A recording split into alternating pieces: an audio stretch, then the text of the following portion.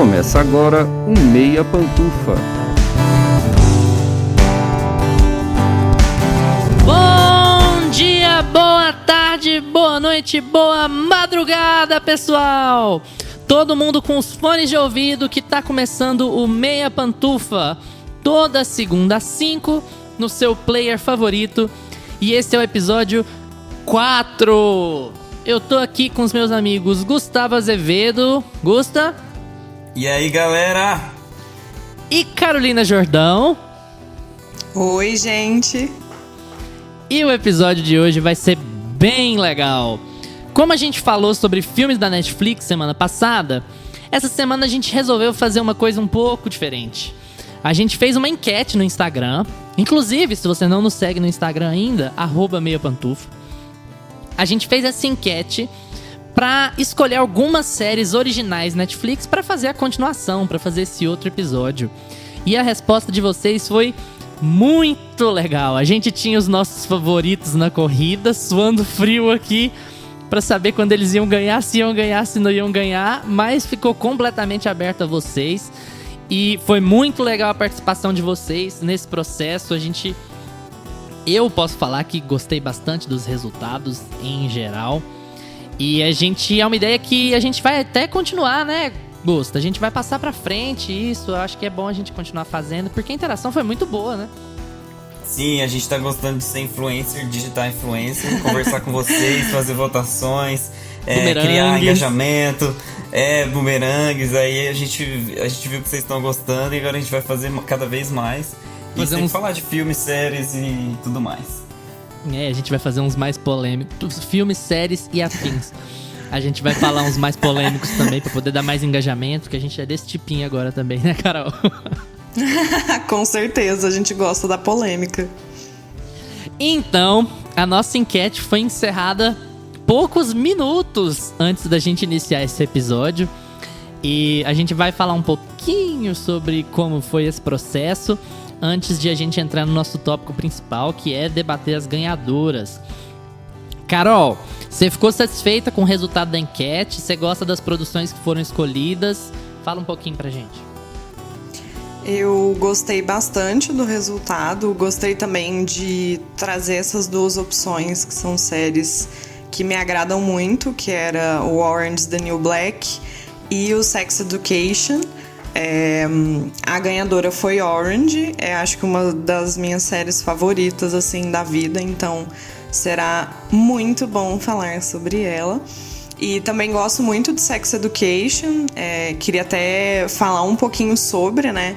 Ela perdeu, mas a gente faz um parêntese aqui. Ela é uma série da Netflix e fala sobre o Ouris, que é o personagem principal. E a mãe dele é sexóloga. E ele se junta com uma outra amiga que vai também mostrar essa amizade crescendo assim entre ele e a Maeve. E eles fazem tipo uma clínica de sexualidade na escola pra ajudar a galera. Então é uma série bem jovem, com essa pegada assim mais voltada, que fala de adolescentes, talvez mais voltada para esse público, não só para ele. E é muito bom porque ela consegue abranger vários assuntos que seriam considerados tabus assim na sociedade, e ela fala de tudo de uma forma bem aberta. Então é muito legal ouvir tudo de uma forma muito simples e natural. Tipo, realmente é uma série que tenta ser acessível pra todo mundo e tenta ensinar as coisas de uma forma acessível. Então é uma série que eu gosto muito. Fica a dica pra quem ainda não viu assisti-la. E também, por favor, acompanhem a gente e votem nas enquetes, porque foi muito bom ver a galera se engajando e votando. E ficou, tipo, duas torcidas lá, Orange ou Sex Education. Foi muito bom. Acho que gera um clima muito bom. Perdeu por um voto, não foi? Nossa, que eu me lembro, sim, Sex gente. Education perdeu por um voto. Então, assim, acirradíssimo. Quem sabe vote. Quem sabe vote pros próximos geração episódios. a nova e a velha geração da Netflix disputando. E quem ganhou foi a velha guarda, né? Por um Exatamente. voto. Nosso público tá mais velho, então. Exatamente. A gente vai conquistar todos os públicos depois. A gente vai falar de Sex Education também. Gusta, e aí? Você ficou satisfeito com o resultado das suas indicadas? Gostou das produções que foram escolhidas no geral também? Nossa, então, eu tava com... Eu tenho a minha defesa principal, assim, né? Não vou falar qual é. Mas... eu gostei do resultado também. Acho que as duas séries são muito boas. As duas séries são séries bem mais adultas, assim, né? Eu acho que da lista que a gente pegou, acho que são séries que são mais... Tem temas mais delicados, assim, mais tensos.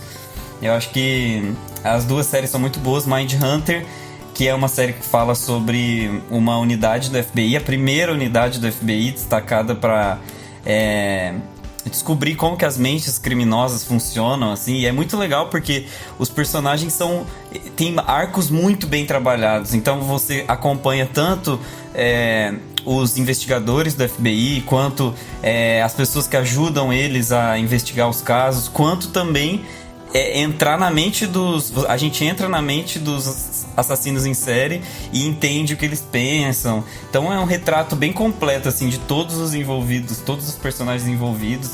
A série pinta muito bem todos os personagens. A série ela é produzida pelo Fincher, né? Pelo David Fincher, que é o mesmo... o diretor de Mank, que vocês todos adoraram, eu tenho certeza. Isso, ele é o diretor de Mank. E... a série é incrível, ela não teve desfecho ainda, ela tem 2 temporadas na Netflix e ela tá um pouco nebulosa, assim, a gente não sabe se vai ter, se não vai ter, de vez em quando aparecem umas notícias. David Fincher sinaliza que Netflix deu carta branca, aí ele fala, não, mas a série precisa de 8 meses. David Fincher é visto na Ilha de Caras com Astrid Fontinelli e Gisele Bündchen. David Fincher estaciona carro no Leblon, até hoje. Teve boatos de que... tava na pior... Não, teve boatos de que ele ia cancelar. Ele mesmo falou que não ia continuar. Depois surgiu essa conversa de que vai continuar e ficou meio pendurado, né? Aí a gente fica naquele aqui, tá quente, que tá frio e a gente nunca vai conversar. Todo podcast eu vou tentar trazer uma dica cultural brasileira. Exatamente. Da MPB. A gente vai ter as indicações durante o episódio só da grande música popular brasileira. Acho uma excelente ideia. E a série vencedora foi Ozark, né? E aí, mais pra frente, eu vou falar sobre Ozark detalhadamente. É uma série que tá no meu coração. Todo mundo precisa assistir Ozark. Todo mundo. Ponto final. E depois a gente conversa. Ok. As minhas séries estavam entre... A minha escolha estava entre Stranger Things e Dark.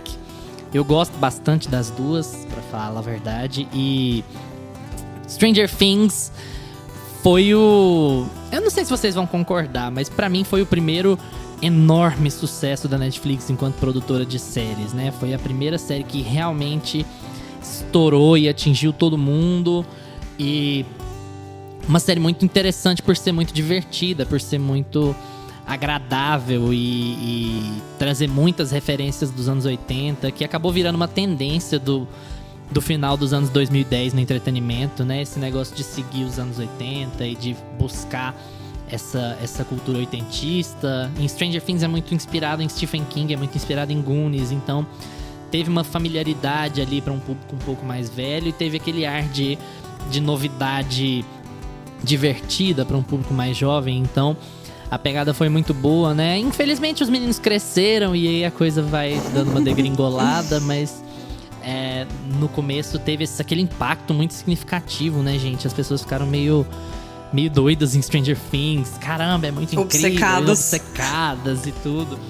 Então, assim... A abertura, né? A abertura ficou icônica, Como assim. que é a abertura? Eu não lembro. Muito. Os tracinhos, assim, a letra crescendo, sabe? Vermelha no preto. Eu te dei a deixa pra você cantar e você não cantou. Ah, não, só MPB, só de Kelly Key pra cima. A gente dá a deixa pra pessoa e a pessoa não pega que a gente jogou no ar, assim, pra fazer... Enfim, Stranger Things era muito... Teve um impacto muito grande na cultura de produção de séries da Netflix, né? Tanto é que eu acho que Stranger Things levou a Netflix a produzir coisas mais jovens a partir dali. Acho que essa tendência que a Netflix segue de ficar muito adolescente, ela nasce em Stranger Things e no impacto que Stranger Things teve na indústria do entretenimento, né? E a série que foi a vencedora foi Dark, que assim como o Gustavo falou, a gente vai entrar detalhadamente mais pra frente, que é outra que... Dark. Gosto de Dark nas 3 vezes, gosto de Dark em 2020, gostaria de Dark em 2050 e gostava de Dark em 1840. Gente, vamos passar agora pro tema central do Meia Pantufa de hoje, em que a gente vai comentar sobre as 3 séries que vocês escolheram, 3 séries originais Netflix, no Meia Opinião.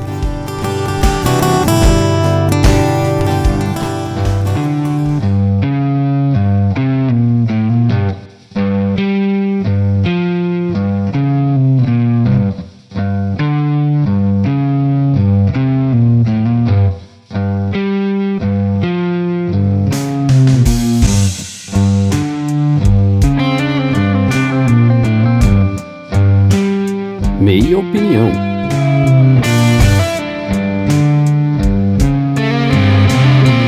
Só pra deixar todo mundo avisado, pra não aparecer depois, eles estragaram a experiência pra mim, meu Deus do céu.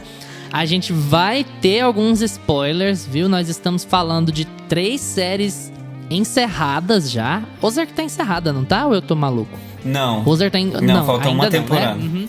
Estamos falando de 2 séries já encerradas e de outra que está por encerrar. Então, é claro, a gente vai ter alguns spoilers. A gente vai evitar os grandes spoilers, as coisas drásticas, mas de vez em quando escapa, viu, gente? Não abandonem a gente. Nossa primeira série de hoje, vou deixar pra Carol fazer o resumo, mas ela é a 2ª série original Netflix, se eu não me engano. Vem logo após House of Cards, que também tem o dedo do David Fincher. House of Cards vem com uma pegada bem mais séria. E Orange is the New Black é a 2ª série que vem com uma pegada também de trabalhar sobre assuntos sérios, mas com uma pitada de humor. Foi classificada como comédia por várias temporadas, depois ela virou uma comédia-drama na sequência, nas premiações. E é uma série bastante impactante para as produções da Netflix, né, Carol? Isso mesmo. Bom, eu vou começar fazendo o resuminho da série. O Orange, ele mostra a história da Piper Chapman, que foi condenada por um crime que acontece há alguns anos, em que ela transportou drogas de um país para outro para uma ex-namorada traficante.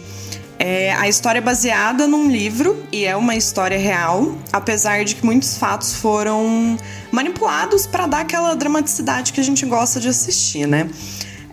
E as pessoas também não podem esperar uma série só centrada na vida dela.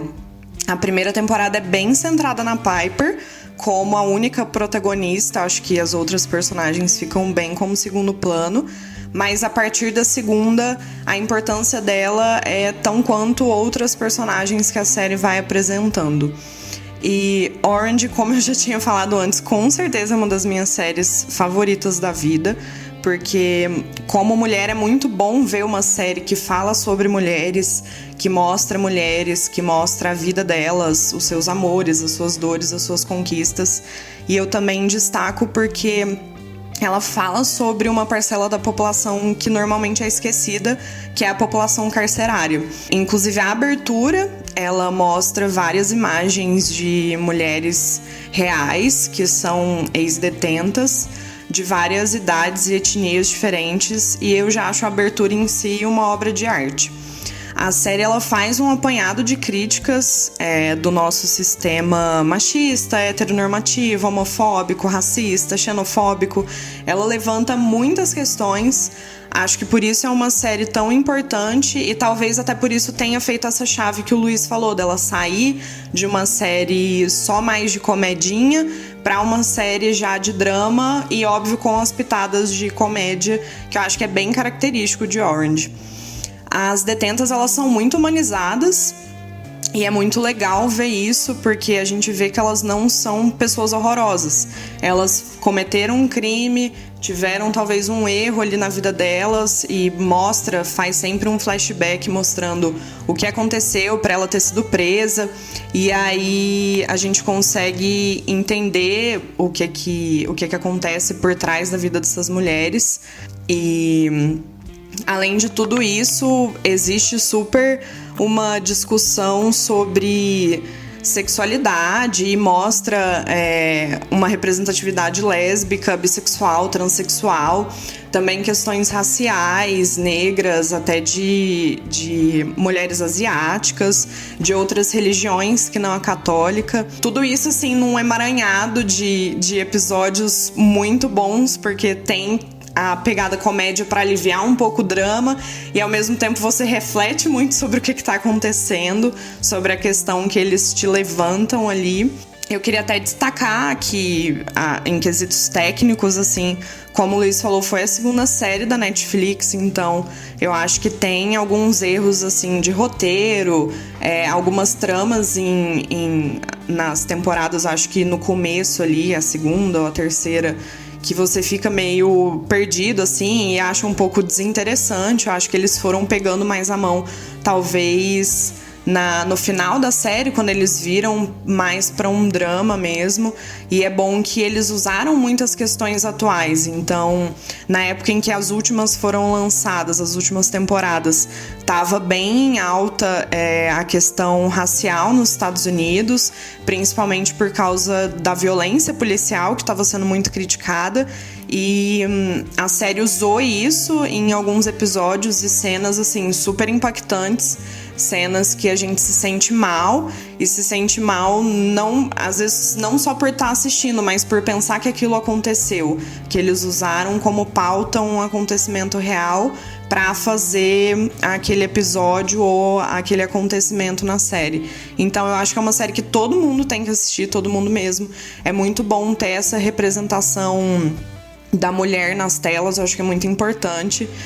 Por isso até é uma série que me pega muito, assim, em quesitos gostar dela e achar uma das melhores séries, porque apesar desses erros técnicos que ela tem de roteiro e às vezes de outras coisas da produção, ela não deixa de ser genial, e ela não deixa de ser genial por essa representatividade tão importante que a gente tem. Eu queria até destacar, falando sobre essas questões carcerárias e de representar detentos, o segundo episódio da segunda temporada de Black Mirror, que, se eu não me engano, essa segunda temporada já foi da Netflix, né? Não, a Netflix compra na terceira. Isso, e pelo menos tem na Netflix, então dá pra gente assistir, que é o White Bear. Ele fala sobre isso, ele traz uma reflexão sobre a nossa justiça cega e questões de tortura que às vezes a gente tem os nossos pensamentos pautados nisso, né, quando a gente pensa em população carcerária. E acho que cabe um pouco a reflexão entre o paralelo que Orange faz de humanizar as detentas e desse episódio que é bem legal. A gente assiste e fica refletindo sobre várias coisas da vida. Mas é basicamente isso que eu queria falar, gente, porque eu posso ficar aqui até ano que vem falando de Orange. Vamos entrar um pouquinho mais então, pra gente tirar um pouco o aspecto... pra gente dar alguns exemplos de o que funciona em Orange, o que deixa um pouco a desejar. Você falou dos flashbacks, por exemplo. A primeira temporada é muito centrada na Piper, porque o livro é da Piper... Qual que é o sobrenome verdadeiro dela? Ela é Piper Kerman de verdade, ou é Piper Kerman na série? Enfim, ela chama Piper, a autora chama Piper, e a protagonista também, só o sobrenome que muda. Na série ela é Chapman. Então ela é Piper Kerman na vida real, eu acho. Cabe Google, vamos lá, Google depois. E aí ela tem uma primeira temporada, como você disse, muito centrada na Piper e muito encaminhada acerca do que acontece com ela, de por que ela tá ali e como é que vai funcionar. E depois, o que vai acontecendo muito bem com Orange, as minhas temporadas favoritas são a segunda e a terceira, pra te falar a verdade, porque elas expandem bastante o mundo e elas ainda têm aquela pegada da primeira de tá um pouco mais leve, de fazer uma graça com a situação toda, mas algumas coisas são muito interessantes. A principal delas pra mim é que quando eles começam a expandir, eles tiram a visão só da Piper e eles jogam pras outras personagens.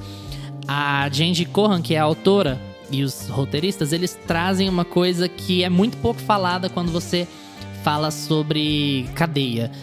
A maioria das detentas estão lá por crimes menores, por porte de droga, por ser mula de alguém. Isso é uma questão que não é tratada quando a gente fala em cadeia, em prisão, no entretenimento. Geralmente você tem um bando de assassinos malucos, não sei o quê. E em Orange você tem, até pela pegada de comédia, claro, mas isso é uma questão verdadeira no mundo carcerário, no encarceramento nos Estados Unidos. E aqui, então, nem se fala. A maior parte das pessoas está presa por estar... Por crimes pequenos, por crimes não violentos e tal. 750, e elas acabam... a gente tem 700, de 2019, 750 mil presos, os dados de 2019, e 20%, cerca de 21% é por porte de drogas. Não, e outra coisa, você tem outros números que são mais assustadores ainda. Não quero ser leviano e soltar uma porcentagem que eu não conheço, mas nós temos números absurdos de pessoas que estão presas sem julgamento. Sim. Que estão presas há anos, Sim. sem passar por julgamento. Que é o mínimo do mínimo da humanidade. Se você vai tirar a liberdade de alguém, que essa pessoa tenha sido julgada para que a liberdade dela seja cerceada, né?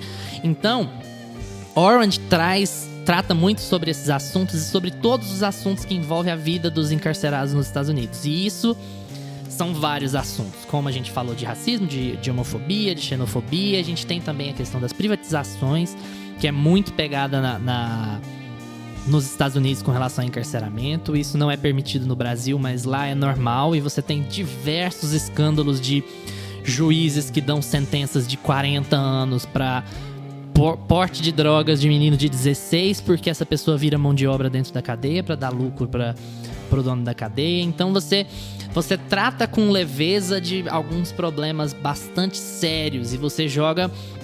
No fim das contas, eu acho que o objetivo do entretenimento político é esse, né? É você entreter, você não deixar de entreter, não deixar de entender que o seu papel ali é de entretenimento, de Hollywood e o que seja, mas você tem que inserir naquela realidade e falar assim, olha, isso aqui é comum, isso aqui que você tá vendo que você tá achando absurdo, isso aqui é comum. É comum nas cadeias, é comum... É aquela questão que você ri, mas depois termina e fica, meu Deus, gente, isso é verdade. Exatamente. É muito isso. Quando eles privatizam a cadeia da Piper e de repente falta comida, a comida piora e tem superlotação. São todas questões que... a gente aqui no Brasil, a gente tá cansado de ver isso, a gente nem se surpreende mais. É uma quarta-feira, né? Acordou. É uma quarta-feira, é um dia comum na vida de qualquer cidadão. E tem essa pegada muito interessante de fazer esse tipo de análise. Eu particularmente acho que a série acaba perdendo um pouco a mão quando ela vai se estendendo muito. Nas últimas temporadas eu já não tô muito afeito ao ritmo, sabe? Eu acho que a história se perde um pouco. Eu tenho essa sensação, não sei se a Carol concorda. Mas vai tendo mais problemas do que soluções lá no meio. Mas quando você pega os primeiros anos, os primeiros 3 até 4 anos ali, e você compara com outras coisas que estavam sendo feitas, até com a própria TV aberta nos Estados Unidos, que sempre foi muito ruim, vamos combinar.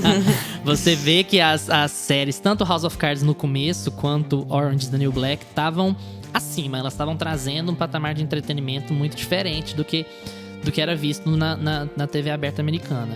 E aí eu acho que elas acabam sendo suplantadas por outras séries, pela própria TV a cabo, pela popularização do streaming, né? A própria HBO, que sempre produziu grandes séries na TV a cabo e passa a vendê-las na internet também, né? Pelo HBO Go. Melhor aplicativo de streaming que existe na face da Terra. Você não consegue abrir nada nele.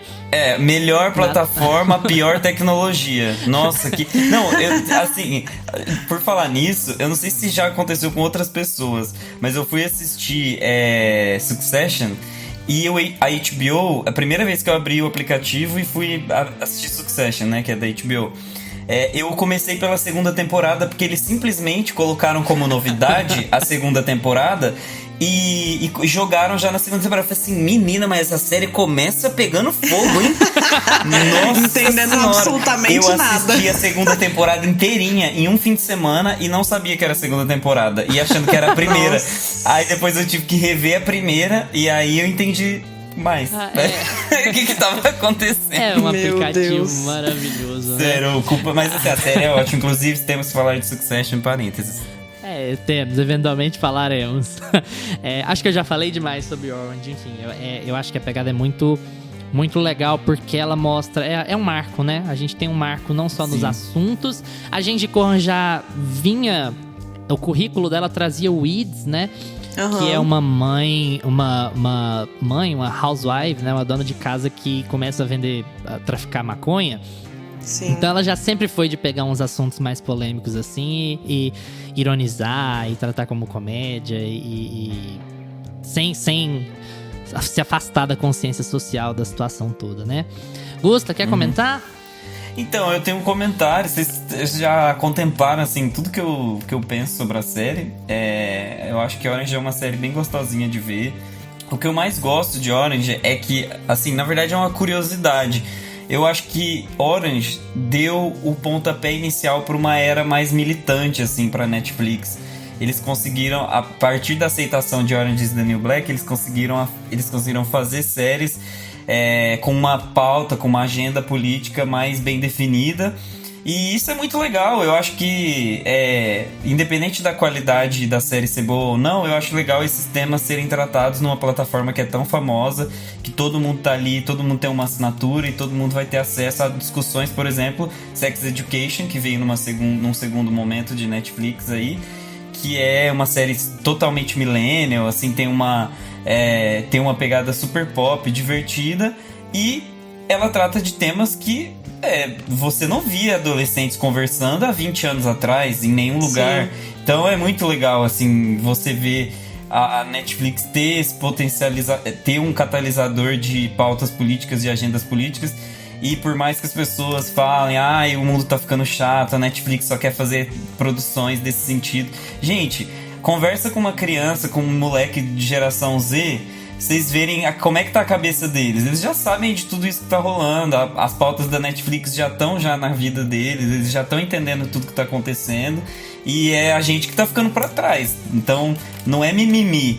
É assim, são assuntos que estão aí pra gente conversar, pra discutir. As crianças estão discutindo e os velhos vão ficar pra trás reclamando? Ei, acorda, hein? Vamos acordar. Acorda, Brasil. Carol, pantufinhas para Orange, qual sua avaliação? Gente, não tem como eu dar outra nota além de 10 de 10. Um beijo.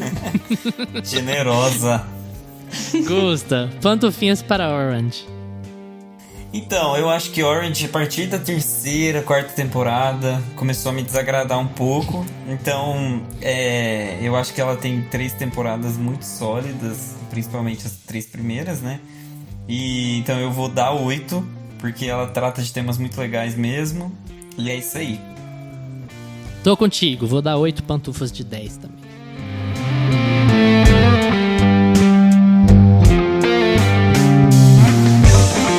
Vamos lá pro nosso segundo tópico de hoje. Agora a gente vai falar de Ozark. É Ozark ou Ozark? Depende do país de onde você está falando. Ozark. Não vou entrar em nada, vou deixar... Gustavo, a série do seu coração. Fala sobre Ozark. Gente, eu tô chorando. Nem tô, assim, se ligar, se tirar um print da câmera, eu tô pleno, não tenho uma lágrima. Mas eu amo Ozark, assim. Vocês terem votado em Ozark, pra mim, foi como se vocês tivessem me escolhido, sabe? Como representante dessa série. E assim, eu tava querendo esconder qual que era a minha favorita. Não deu já. Deu super certo, né? Desmascarado. Então, Ozark é uma série que passou muito despercebida na Netflix, muito.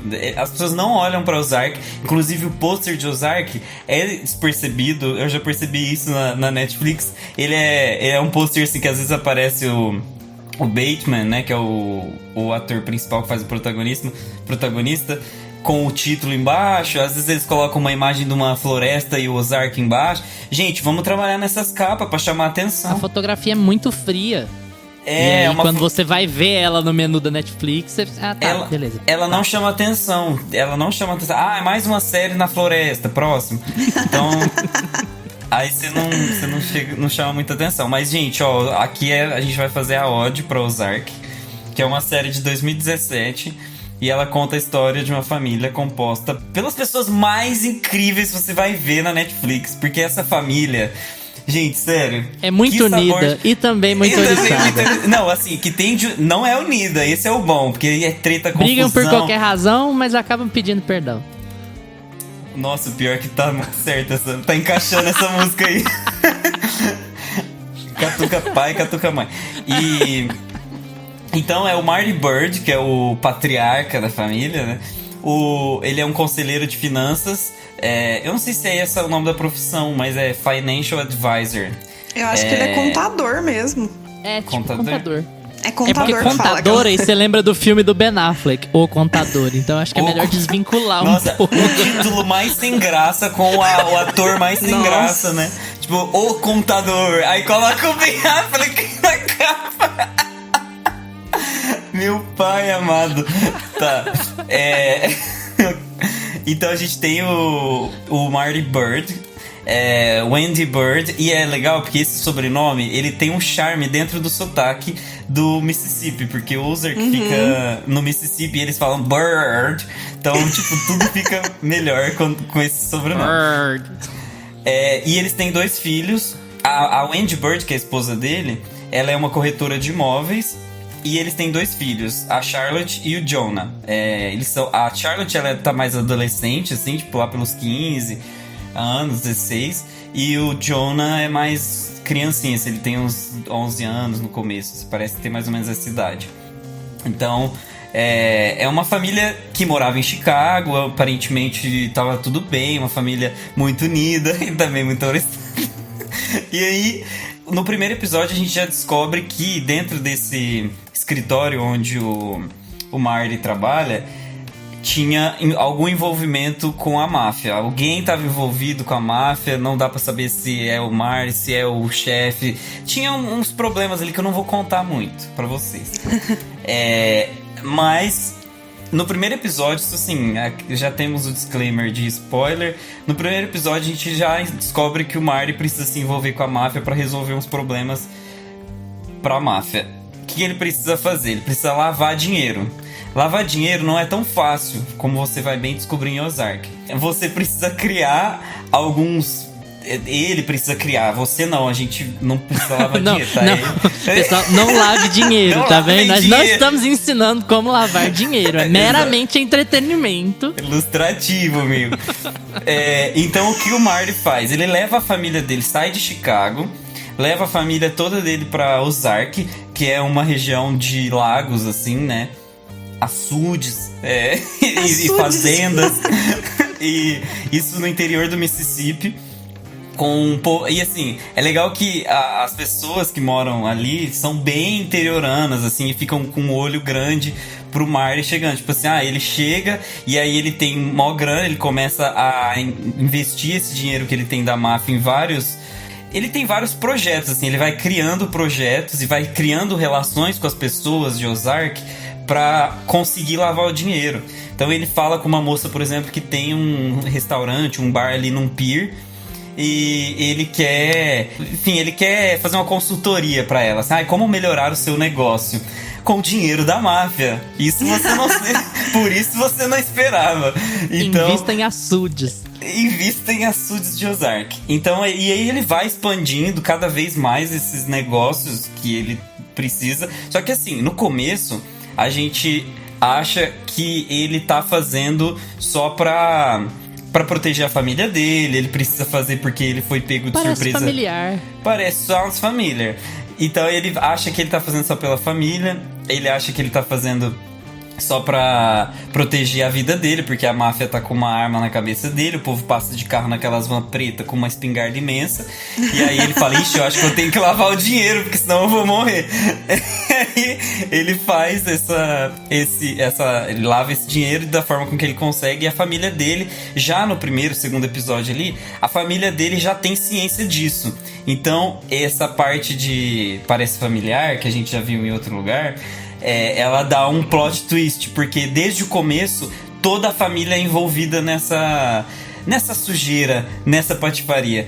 Então a gente desde o começo da série é colocado nessa realidade. A família toda sabe, e a família inteira vai ter que trabalhar sabendo que a podridão tá por ali, que a máfia tá ali por perto, que eles vão ter investigação do FBI pra tentar cercar eles.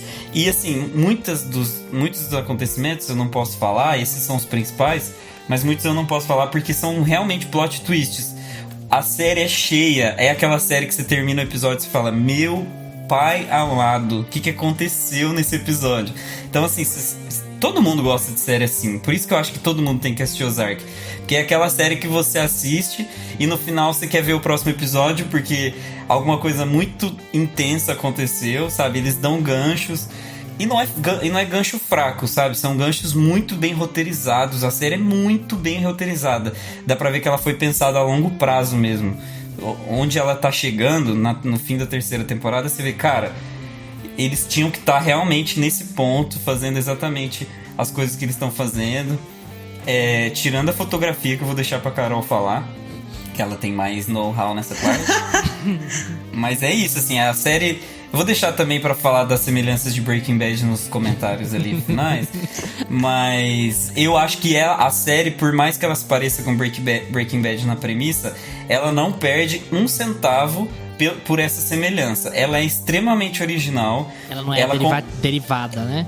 Ela não tem, por exemplo, o problema que a gente falou no episódio passado de Fuja com o Misery, por exemplo. Não é esse tipo de derivação. É uma derivação de premissa e que, assim, acontece o tempo todo, gente. É uma família... Ai, que bom, toda família tem em todo lugar. Hollywood, inclusive, tem várias pessoas que falam, tem um crítico, alguma coisa assim. Se eu descobrir, eu vou pôr no feed, igual a gente pôs no Jornada do Herói, gente. Tem um crítico que fala que Hollywood até hoje, desde que começou, lá em 1900, contou 6 histórias. Nossa. Então, assim, tudo que a gente tem é derivado de 6 histórias, sabe? Você tem Você tem 6 raízes de história e tudo que foi dito até hoje deriva de alguma dessas 6. Então, assim, uma com certeza não é um problema, né? É os 5 patinhos da Xuxa. Porque é a história que mais me impactou. Com certeza, é uma das 6. Depois das 5 a gente discute. Mas é uma história impactante. Eu me emocionava, eu chorava quando era pequeno. Era narrativa...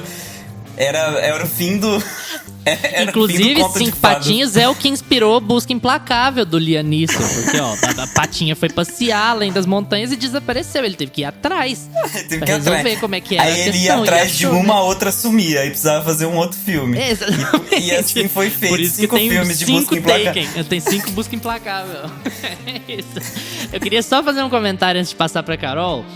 Laura Linney, que tava um pouco apagada na vida, na carreira, é a esposa do Marty, né?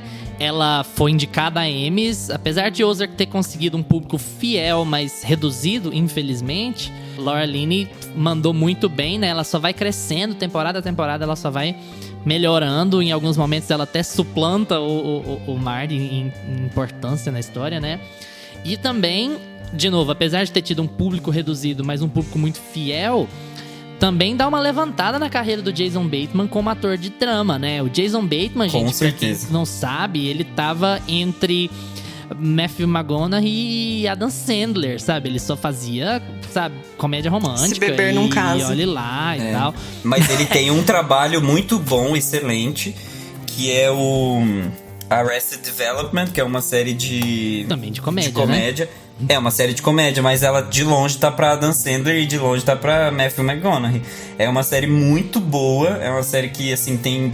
As primeiras 3, 4 temporadas são muito legais. E também fala de uma família disfuncional, olha só. Sim, mas o Jason Bateman, ele tem uma carreira mais estável na TV, claramente, do que no cinema. No cinema, meu Deus, é muito instável. Ele tem bons projetos, mas também tem cada coisa que vou combinar. E é legal que isso dá uma levantada na carreira dele. Mais uma semelhança com Breaking Bad, pra te falar a verdade. Porque o Bryan Cranston, que é o Walter White, ele é escalado para Breaking Bad, tendo como maior conquista no currículo Malcolm in the Middle, que é uma sitcom. E aí, de repente, ele vai pra que é considerado por muita gente a maior série de todos os tempos. E aclamado como grande ator e tal. E tem uma virada na carreira aos 50 e tantos anos por causa disso. Ele teve que mudar o nome dele pra Walter White, eu fiquei sabendo. Oficialmente, né? Tá lá no cartório. Oficialmente. Imagina ele na fila, no cartório. Eu quero mudar. Walter White. É um nome que me agrada, é uma pessoa boa, uma pessoa gente fina. Carol, fala um pouquinho sobre Ozark. Eu também sou igual o Gusta. Eu vi por causa da indicação do Gusta. E acho que é uma das melhores séries que eu já vi. Alguém aqui nesse podcast atende suas indicações, né, Gusta? Exatamente. Nossa senhora, gente. É porque também... a HBO inteira, eu indico a HBO inteira pra todo mundo. E aí ninguém assiste as coisas tipo, não tem assinatura. Um dia eu assisto. Aí eu tenho que pegar as séries da Netflix que parecem da HBO e indicar. Desculpa, Carol, vai lá. Isso faz muito sentido, inclusive. A produção de Ozark dá pra você falar que talvez seria uma série da HBO. Em quesitos produção, assim, ela é muito boa, muito boa. Eu acho que ela faz uma aula do que as pessoas deveriam seguir de como fazer uma série bem feita e muito boa pra pegar o telespectador e pegar o público. Porque, igual o Gusta falou, em quesito roteiro, ela não deixa nenhuma ponta solta. Quando você acha que vai ficar, ele faz uma reviravolta que você fala, menina, nem lembrava disso. E você me fecha a ponta e ainda faz uma reviravolta, que isso. E é muito legal como eles colocam essas reviravoltas pra gente, porque é de uma forma muito sutil.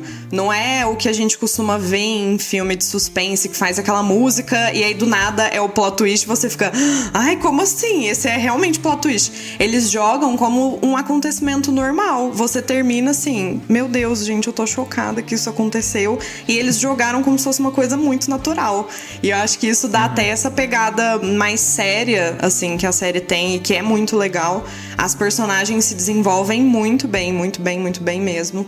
Os arcos são muito bons, não tem nenhum arco que você fale, essa personagem agora tá desinteressante, não quero ver ela na tela. Até as crianças, tudo você né? quer acompanhar. Até as crianças têm um desenvolvimento muito grande. Nossa, elenco infantil topíssimo nessa série. Tudo perfeito. E em quesito fotografia, até que o Gusta falou, eu acho que também é outro carro-chefe, assim, da série. Ela, na cor, ela já vem carregada de um azul muito denso e sempre é azul. Eu acho até que eles devem usar alguma coisa, talvez na própria lente, pra já alterar pro TNT azul. na frente da câmera, sabe? Chamaram a Moana pra fazer a paleta da Moana. E isso já te remete a uma coisa mais séria e mais melancólica. Então ela se encaixa muito bem com o enredo que tá mostrando. Tem outra coisa também que eu tava lembrando dessa última temporada, que eles usam muito em enquadramento, que é o enquadramento de plongé e contra-plongé. O plongé, ele vem do francês. Meu Deus, que maravilha! Esse é o nosso momento. Carol, o que é enquadramento de plongé?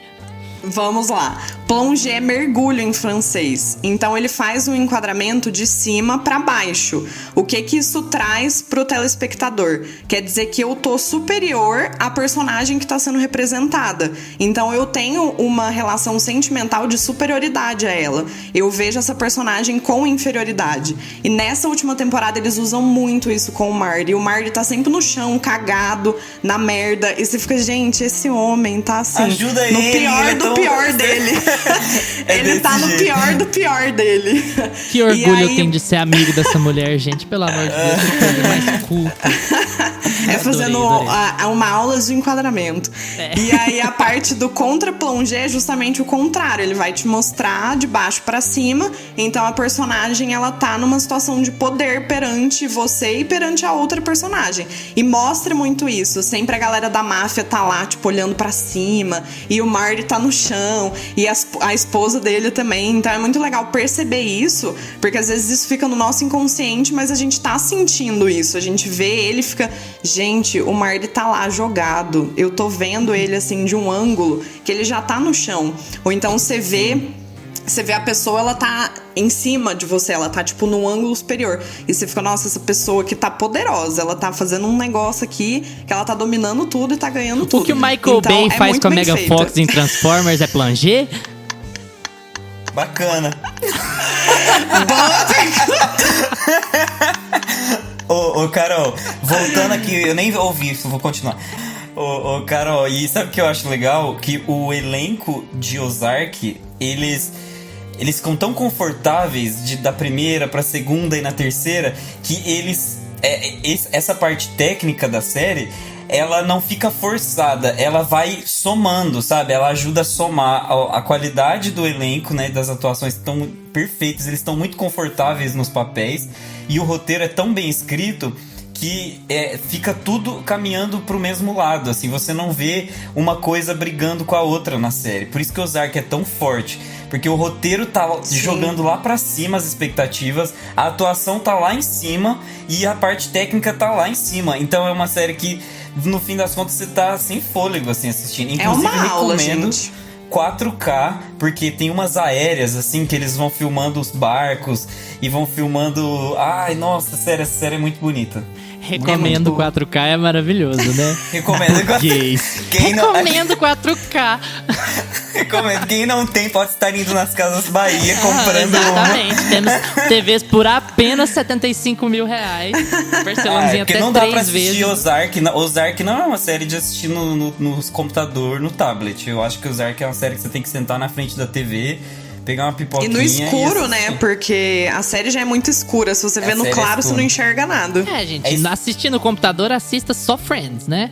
Não assistir escuro, conteúdo de drama nem nada no computador, porque a tela é muito pequena. Só se você não tiver opção mesmo. Sim, sempre prefiro telas grandes no escuro. A gente já fez um post na @meiapantufa no Instagram sobre dicas de como assistir um filme confortável e muito bem, e delicinha. Estrelinha, pantufinhas, Gusta, pra Ozark. Tem dúvidas. A pessoa ainda tem dúvidas. Nossa, sério, se eu pudesse dar um abraço no Bateman agora, assim, falar assim, obrigado por existir. 10 então, mil. Muito boa essa série. Carol, pantufinhas pra Ozark. É 10 de 10, gente. Não tem outra, não. Que maravilha.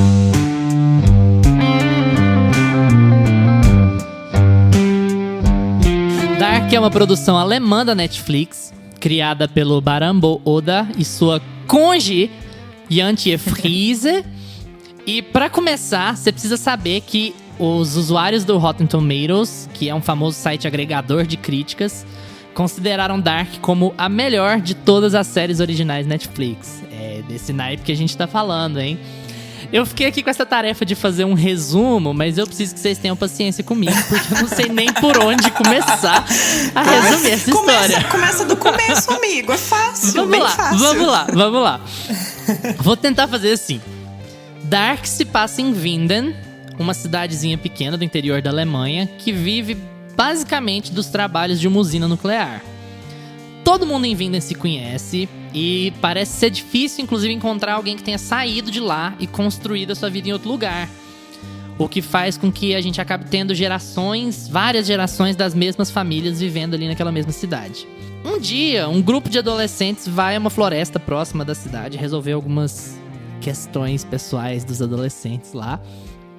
E aí um garoto chamado Mikkel, ele acaba desaparecendo.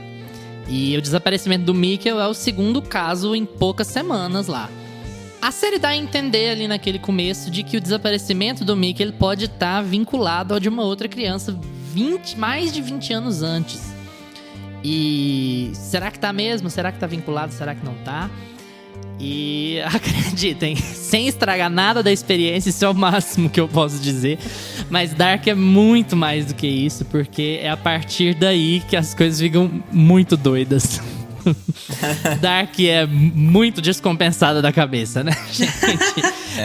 A gente fala sobre viagem no tempo e fala sobre conexões familiares, e eu queria passar um pouco do que é a vibe de Dark. Quando Dark saiu, muita gente, a própria Netflix, inclusive, se aproveitou do sucesso gigantesco de Stranger Things. E no começo de Dark, começou a vender Dark como Stranger Things alemã. Isso saía em G1, isso saía em Folha, em Entertainment Weekly e o Escambau. Mas não tem nada a ver, gente. Fora o fato de que são personagens protagonistas muito novos, não tem nada a ver, porque a história vai se amarrando de um jeito.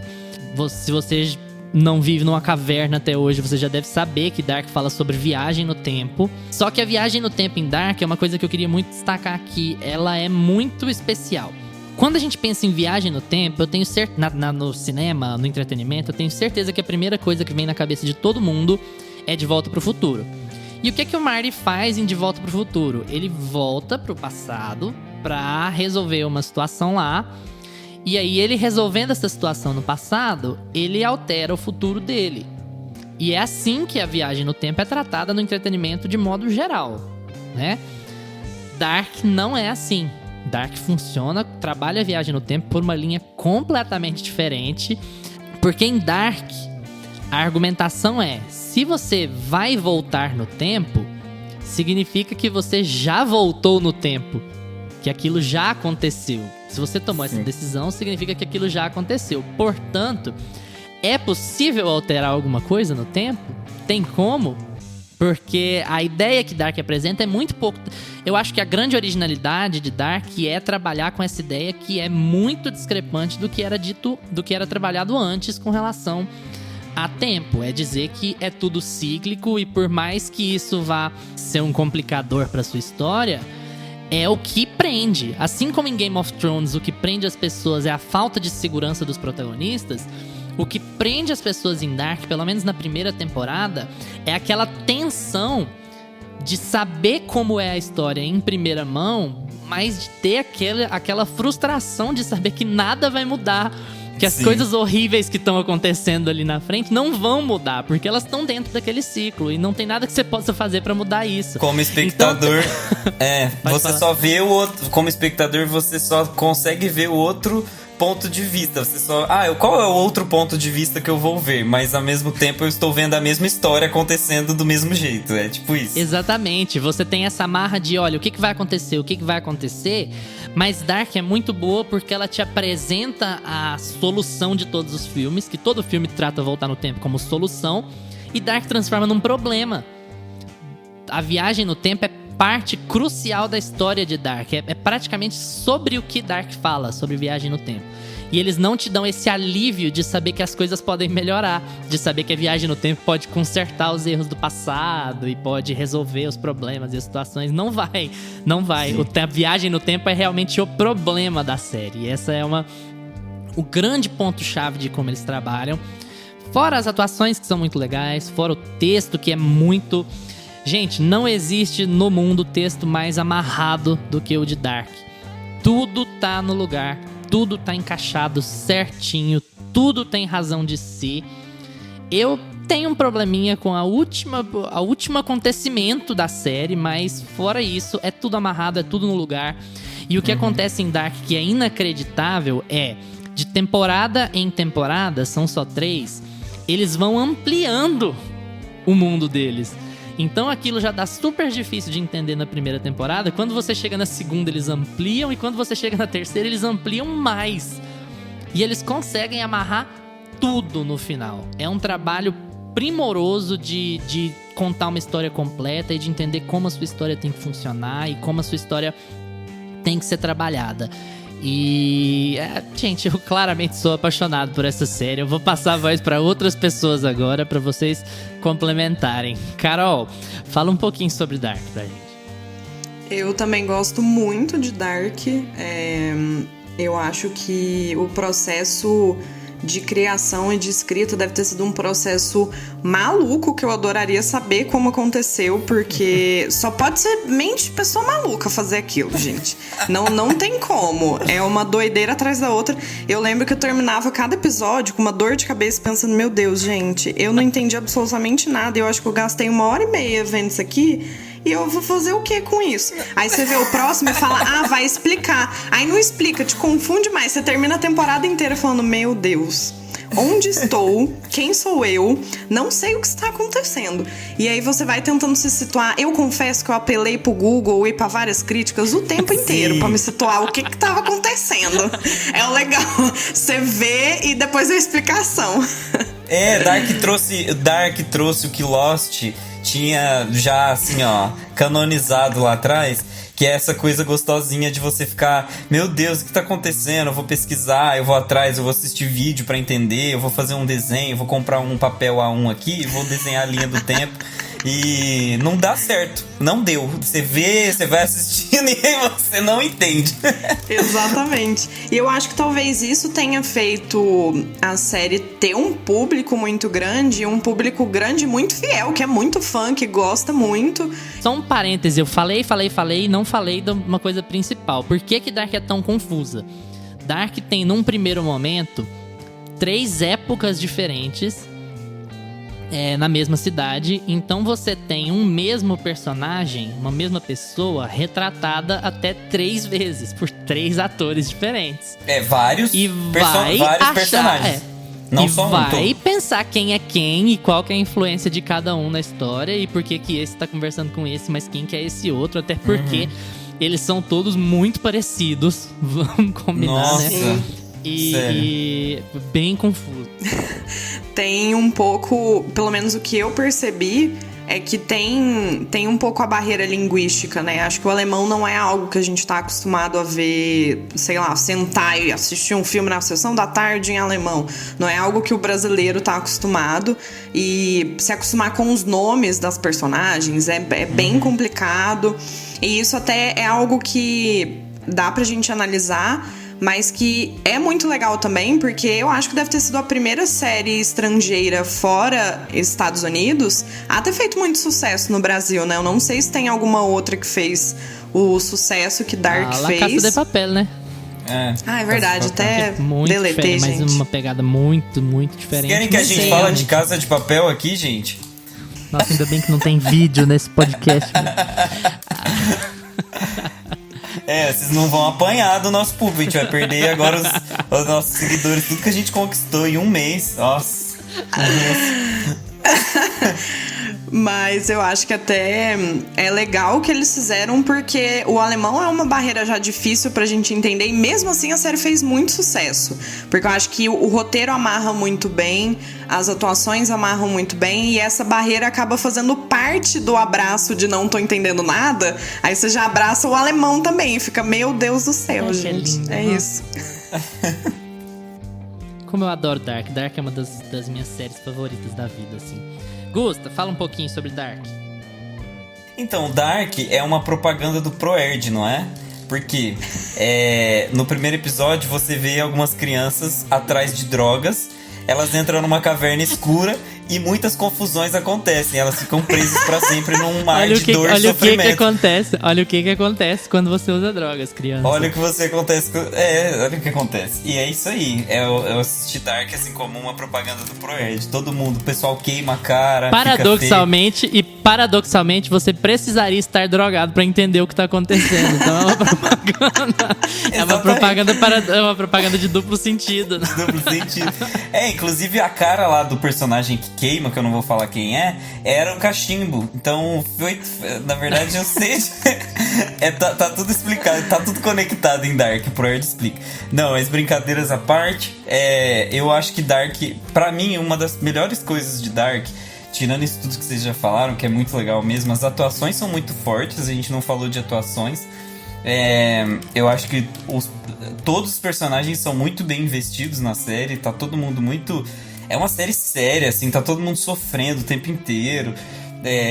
eles vão se sujando ao longo do tempo também. Isso é muito engraçado, que no primeiro episódio tá todo mundo limpinho, e no último episódio da terceira temporada tá uma bagaceira, todo mundo sujo, já passou na caverna 40 vezes. O Jonas não toma banho, né? Não toma banho. Outra coisa que é muito legal em Dark é a falta de vilões, né? Vai ter fulano é vilão. Não, parece que não é. Mas Cicrano agora é vilão. Mas parece que todo mundo tem motivação justificável lá dentro. Isso é muito legal. É incrível isso.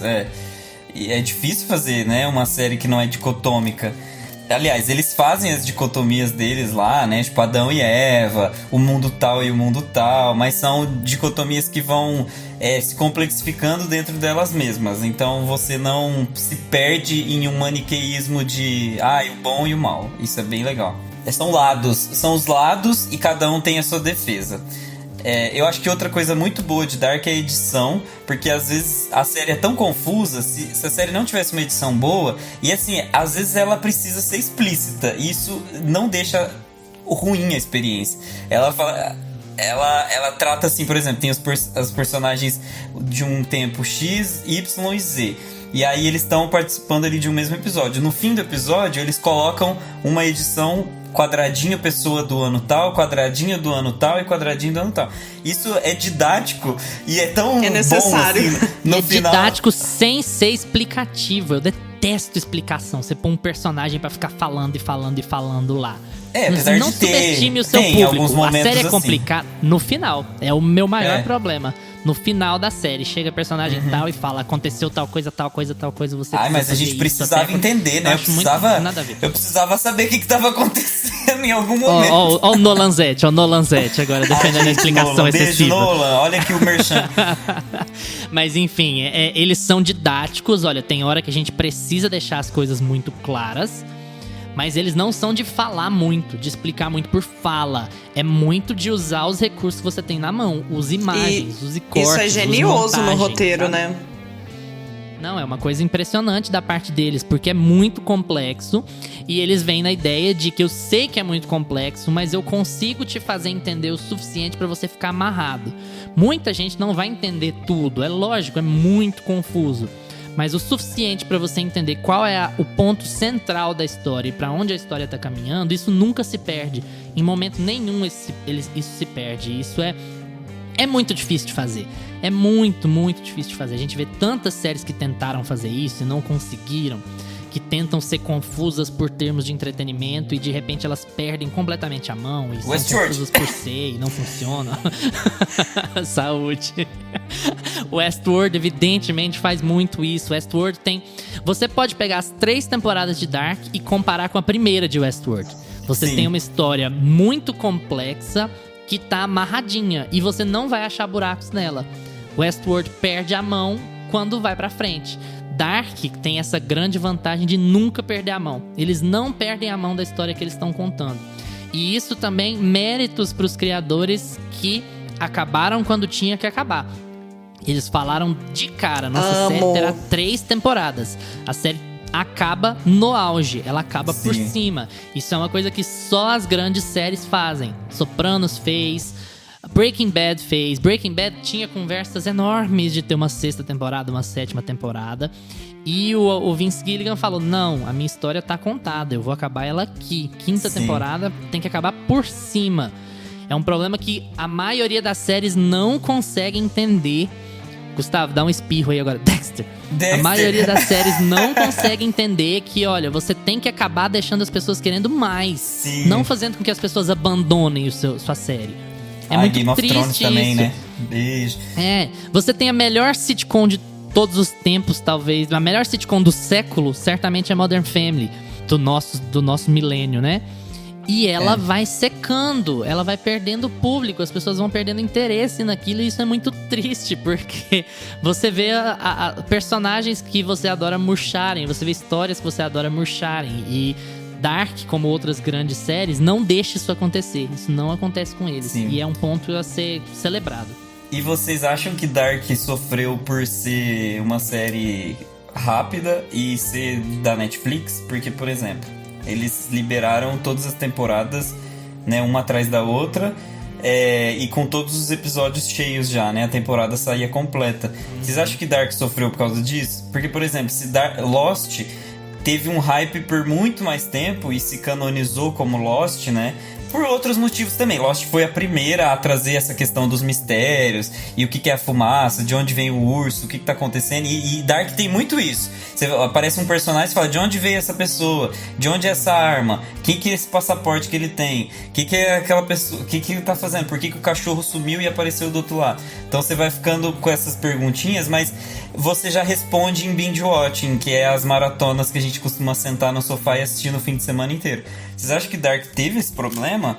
Que a gente não fala mais de Dark. Pensa, a gente tá falando de Dark aqui hoje, mas Dark perdeu o fôlego. Todo mundo já esfolou Dark de uma maneira que não dá mais pra tirar, sabe, conteúdo de Dark. Você, no máximo, você fica saudosista, assiste outra vez e acabou. Não é mais o assunto. Eu acho que você tem um processo de uma nova geração de televisão e de uma nova geração de espectadores também. Eu acho que as coisas não sobrevivem mais. As coisas não sobrevivem mais. Você pega... Tem muita gente que trata Game of Thrones como a série mais influente de todos os tempos. A melhor televisão de todos os tempos, por ter orçamento de cinema e tal. E ela não é mais assunto também com as pessoas. Eu acho que a gente vive uma cultura de 15 minutos de fama...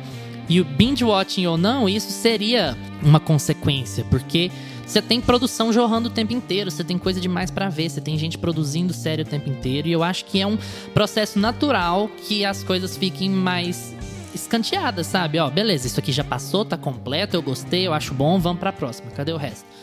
Eu acho muito cultural, eu acho difícil escapar, sabe? Eu acho que Game of Thrones não, porque Game of Thrones eles ainda estão esfolando, né? Então eu acho que ainda tem spin-off, vai ter... ainda tem livro pra sair, que o George Martin promete, mas... É uma outra cultura, né? Tipo assim, a HBO, ela produz de um outro jeito, e sempre foi semanal, e sempre botou dinheiro demais em spin-off. Então, aí esse é o meu ponto. Será que Dark se prejudicou com isso, sabe? Em audiência, em público, em visibilidade? Não sei. Às vezes... A gente pode falar isso de qualquer série da Netflix, na verdade, né? Esse é o problema. O que é o processo de soltar uma temporada inteira? Tem gente que adora. Eu percebi com WandaVision que eu não gosto tanto assim. Que eu gosto da coisa episódica, porque gera conversa, que gera expectativa, sabe? Que você chega com seus amigos e fica o que vai acontecer, teorizando, e você vai procurar no YouTube pessoas que estão falando a respeito. Quando você lança a temporada inteira, você sempre sofre com esse problema de, beleza, todo mundo vai falar disso por uma semana. Talvez até um mês. E de repente ninguém mais vai falar sobre isso. Então essa questão do processo de elaborar uma história, talvez Dark tenha sofrido por isso, pra não entrar num cânone, sabe? Pra não estar no mesmo patamar de outras grandes séries. Mas talvez esse seja um problema generalizado do streaming. Talvez a gente tivesse outras grandes séries que teriam se desenvolvido até melhor se elas fossem episódicas. Poderia ser o caso de House of Cards. Eles poderiam ter temporadas muito mais inteligentes do que o jeito que eles acabaram se eles tivessem uma repercussão episódica. Se episódio a episódio eles soubessem o que estava funcionando, o que não estava, e isso pudesse dar uma direção melhor para que caminho seguir. Eu tenho essa impressão, pelo menos. A gente vai ter que ver os próximos capítulos, o que a Netflix vai fazer, se eles vão fazer série semanal, né? Vai ter que ver, mas assim, pra Dark já foi. Ou não, ou está sendo, ou vai ser em 2055. Carol, quer comentar sobre isso? Não, vocês já falaram bonito demais. Pantufinhas, Carol. Nossa, gente, esse episódio eu tô generosa. 10 de 10, óbvio. Ai, Dark Gusta. É muito boa, né? Eu vou dar 9 pra Dark, porque eu também sou um pouco contra o final, e o governo não faz nada. Eu acho que a gente precisava de um final menos ex-máquina, né? Mas... 9. Ai, eu amo esse filme. Ex-máquina, gente, quando aparece uma solução do nada pra resolver os seus problemas. Quando a solução não tá dentro do conceito da história, do conceito do que foi apresentado no texto, beleza? Isso. Eu vou dar 9,5 também. Justa esse meio ponto, porque eu acho que pra uma série tão amarrada ter um final explicativo demais do jeito que foi ali, com o personagem aparecer do nada, é um problema, mas nada que estrague a experiência no geral.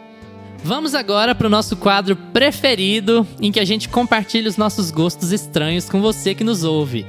É hora do Pra Assistir de Pantufas.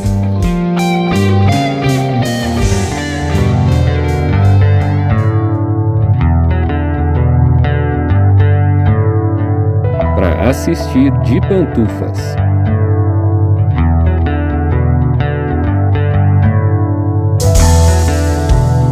Gusta, passa pra galera a sua indicação de hoje. Então, a minha série indicação, eu acho que eu vou estar chutando cachorro morto, mas eu vou indicar do mesmo jeito, porque eu sei que tem gente que não assistiu. Eu vou indicar Breaking Bad, que é uma das melhores... Eu não sei se existe alguém que não assistiu Breaking Bad. Mas para essa uma pessoa que ainda não assistiu, eu vou indicar Breaking Bad, porque é uma série que parece um pouco com Ozark, assim, tem essa pegada de uma família muito louca, envolvida com uma situação de drogas, né, e venda, distribuição, e a máfia no meio... E uma loucura. Breaking Bad... Assim, aqueles que fez a pior sinopse de Breaking Bad. Uma família muito louca com uma loucura. Não falou absolutamente nada sobre nada. Tá, vou explicar Breaking Bad. Breaking Bad é a história de um professor chamado Walter White, que descobre ter câncer e ele descobre que ele vai morrer em pouco tempo. E pra isso... Pra ele morrer assim, pleno, feliz, eu quero morrer sem preocupação. Ele quer fazer uma grana pra família dele. Aí ele, como é um professor de química, ele fala com um aluno dele e produz metanfetamina e pede pra esse aluno dele distribuir. E aí a história vai se desenrolando a partir disso. É bem legal a série, muito boa. Ai, que saudade de Breaking Bad. Isso é uma sinopse bem feita. Carol, passa pra galera a sua indicação hoje. Bom, eu vou aproveitar que eu sou a cota sapatão nesse podcast para indicar um filme com essa temática relacionado a Orange, obviamente, que é um filme que fala sobre mulheres, estreado por mulheres e dirigido por uma mulher, que é O Retrato de uma Jovem em Chamas. Ele é um filme francês que mostra a história de uma pintora. Tem plangê? Gente, é tudo. Deve ter, não lembro. Mas eu vou assistir pra falar se tem ou não. É um filme francês que mostra a história de uma pintora que aceita um trabalho pra pintar o retrato de uma jovem mulher que vai se casar e não sabe. E tudo se passa por volta, assim, do século XVIII. Esse filme é perfeito. Eu acho que todo mundo tem que assistir. Não pense duas vezes, só dá o play. E tem no Telecine Play. Eu vou ser o único aqui que vai fugir do tema. A minha série indicação não vai ter nada a ver com Dark. Não tem nada a ver com Dark, não precisem se preocupar. Mas eu não posso terminar 2 episódios Netflix sem falar de BoJack Horseman, amiguinhos. Não posso, não tem... Desculpem, não existe a possibilidade. Eu nem sabia que você gostava de BoJack Horseman. Não existe a possibilidade de eu terminar 2 episódios Netflix sem falar de BoJack Horseman. BoJack Horseman é uma animação em que você tem seres antropomorfos, você tem animais com formas humanas. Se passa em Hollywood, depois vira Hollywood, né? Mas enfim. Muito se passa bom. em Hollywood e o BoJack Horseman é um homem cavalo que fez muito sucesso numa sitcom nos anos 90 e agora ele não consegue trabalhar muito porque ele é um grandíssimo babaca. E aí a história começa com ele querendo escrever contratando uma escritora para escrever uma biografia dele que ele acredita que vai fazer ele se tornar um sucesso novamente. A primeira metade da primeira temporada é bem descartável, gente. Então assim, se vocês quiserem, eu não aconselho pular porque talvez vocês percam um pouco de história, mas assista entendendo que aquela primeira metade da temporada não representa a série de maneira alguma. Não tem nada a ver em tom, não tem nada a ver em desenvolvimento de personagens. Porque BoJack Horseman, na verdade, é uma série existencialista sobre depressão, sobre vícios, sobre drogas, sobre alcoolismo, sobre machismo, sobre a cultura do estupro. Fala sobre a cultura das celebridades e como as celebridades são tratadas e como elas agem com relação aos outros e qual é o reflexo que isso tem nelas.